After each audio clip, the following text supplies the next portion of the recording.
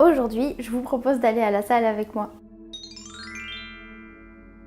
C'est la deuxième partie de cette série d'articles que j'avais envie de rédiger pour vous. Si vous voulez voir la première partie, je vous donne rendez-vous sur le blog et pour la suite, j'avais envie de vous faire des vidéos, c'est quand même plus facile pour vous expliquer. Pour cette deuxième partie, nous allons voir les choses un peu plus concrètes et parler des équipements que l'on peut trouver à la salle. C'est bien beau d'avoir trouvé la volonté d'aller s'entraîner dans une salle de sport, mais si une fois qu'on y est, on ne sait pas où commencer, on aura vite envie d'abandonner. Avec ces quelques conseils, j'espère que vous arriverez à vous y retrouver et à identifier les équipements qui s'adapteront à votre entraînement.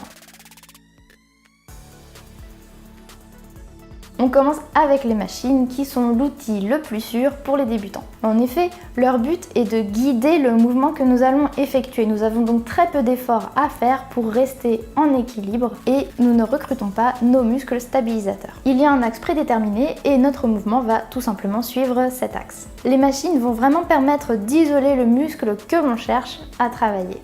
Et c'est donc vraiment un exercice de force. Par exemple, les machines vont être beaucoup utilisées par les bodybuilders à la fin de leur séance.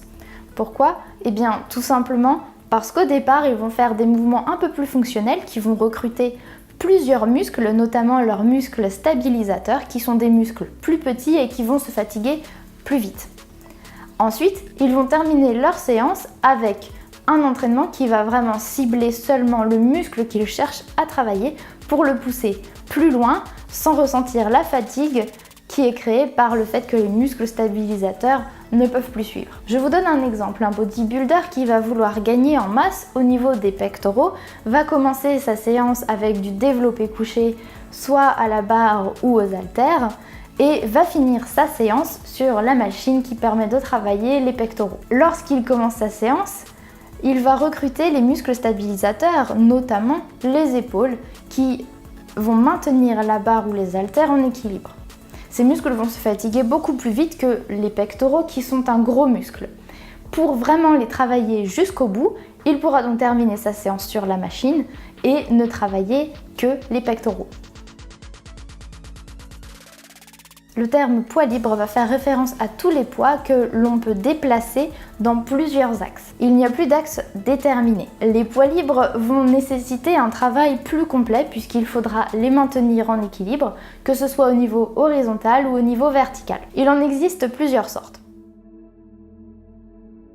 Elles sont très versatiles et on peut les utiliser en paire ou individuellement. Travailler avec deux haltères va nous permettre de nous assurer que nous travaillons les deux muscles de manière équilibrée et qu'il n'y a pas une différence entre la force employée à droite et à gauche. Elles sont donc très utiles pour travailler le haut du corps. Ce qui est intéressant pour les débutants, c'est que les haltères vont apprendre à nos muscles la coordination. Et enfin, elles sont aussi une sécurité, par exemple lorsque l'on est épuisé et qu'on n'est plus en mesure de terminer notre série. On peut plus facilement les faire tomber au sol qu'une barre par exemple.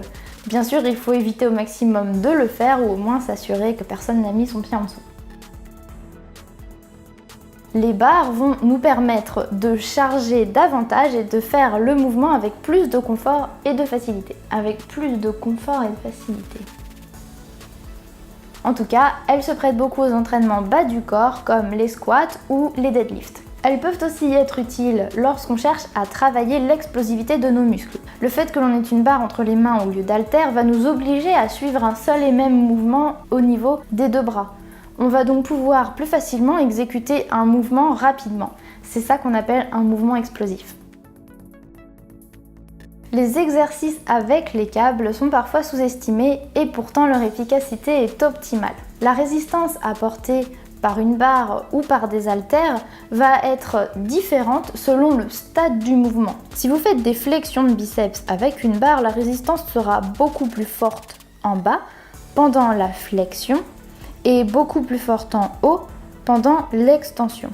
Si vous faites ce même exercice avec des câbles, la résistance sera plus grande au début et à la fin du mouvement, vous obligeant à fournir plus d'efforts. Les exercices avec les câbles sont donc des exercices très intéressants, même si bien sûr au début vous pouvez vous en passer.